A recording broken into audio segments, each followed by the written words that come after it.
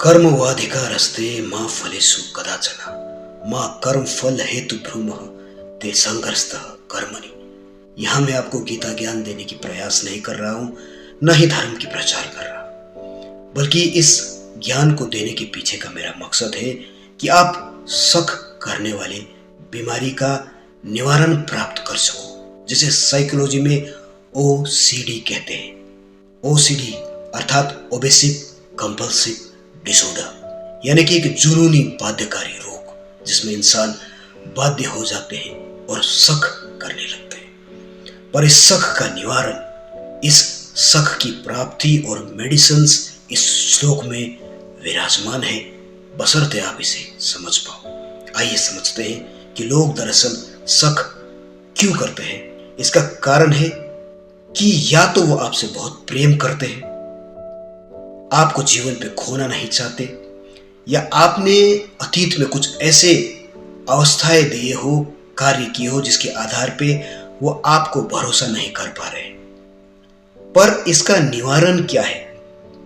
इसका निवारण कोई मेडिसिन्स या कोई लिखित प्रमाणित आधार पे तो आपको प्राप्त नहीं होगा, पर यह मनोवैज्ञानिक स्थिति में प्राप्त है। जैसे कि भगवद गीता का ये कथन कहता है कि कर्म करो और कर्म की चिंता ना करो, अर्थात कर्म करना आपके हाथ पे है, पर कर्म के फल कैसे आपको प्राप्त हो ये आपके हाथ पे नहीं है। यानी कि आप चाह के भी शक करने वाले अवस्था को अपनी मनस्थिति से नहीं निकाल सकते, क्योंकि आपको हमेशा लगा रहता है कि सामने वाला थोड़ा सा बदल रहा है, धोखा दे रहा है, या हो सकता है सामने वालों को भी ऐसा ही लग रहा हो।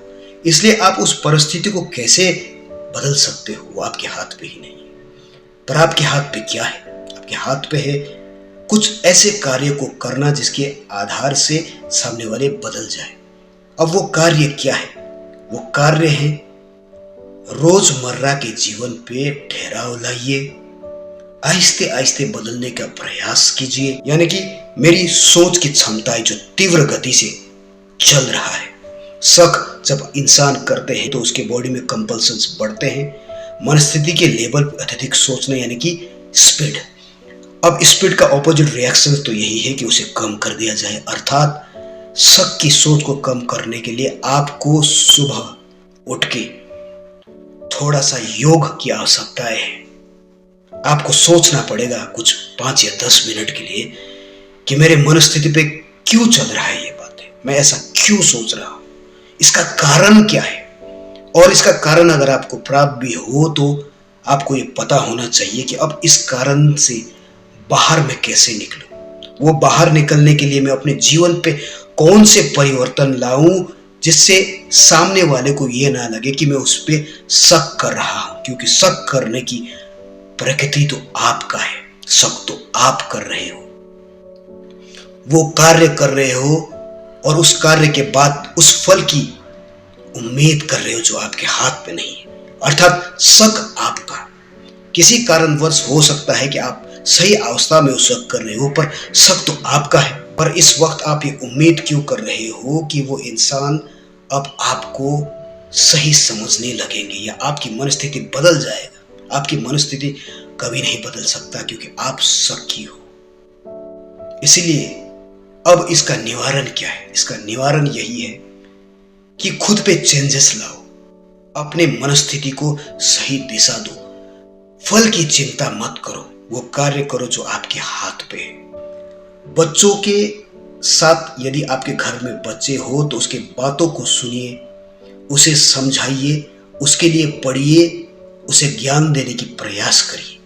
पर आपके हाथ पे ये नहीं है कि आपके बच्चे आपकी प्रतिक्रियाएं किस तरह से ले रहे हैं। जब एक पिता अपने पुत्र को ज्ञान देते हैं तब ये पिता के हाथ पे नहीं रहता है कि पुत्र उसे समझेंगे या नहीं समझेंगे। तो पिता के हाथ पे क्या है? पिता के हाथ पे है ज्ञान को और बढ़ाना, समझाने की क्षमताओं को बढ़ाना और अपने कार्य को थोड़ा सा डिफरेंट तरीकों से करना, ताकि उसके बच्चे समझ जाए। माता पिता की बातें भी अगर बच्चे नहीं सुन रहे हैं तो माता पिता को अपने कर्तव्य और कार्य को बदलने की आवश्यकता है।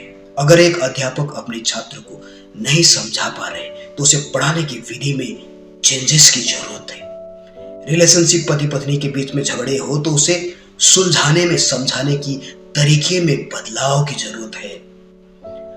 बॉस का एम्प्लॉय से ना बनना, सीनियर का जूनियर से ना बनना, सारे चीजों पे एक ही बदलाव की आवश्यकता है और वो है अपने कर्म को बदलना। यानी कि वो कर्म को करना जो आपके दायरे पे है, बदलाव के कर्म जो आपके दायरे पे, पर फल की प्राप्ति के बगैर करना और ये सोचे समझे बगैर करना कि मुझे चेंजेस करना है, मुझे चेंज होना है, तभी आपको फल की प्राप्ति हो सकते हैं, पर विदाउट एक्सपेक्टेशंस की। और एक्सपेक्टेशंस के बिना यदि आप कुछ कार्य को करते हो, अपने बदलाव लाते हो, खुद को बदलते हो, तो ये शक करने की प्रवृत्ति भी बदल जाएगी, बशर्ते आप थोड़ा सा कर्तव्य करो, कार्य करो और फल की चिंता के बगैर करो, परिवर्तन करो।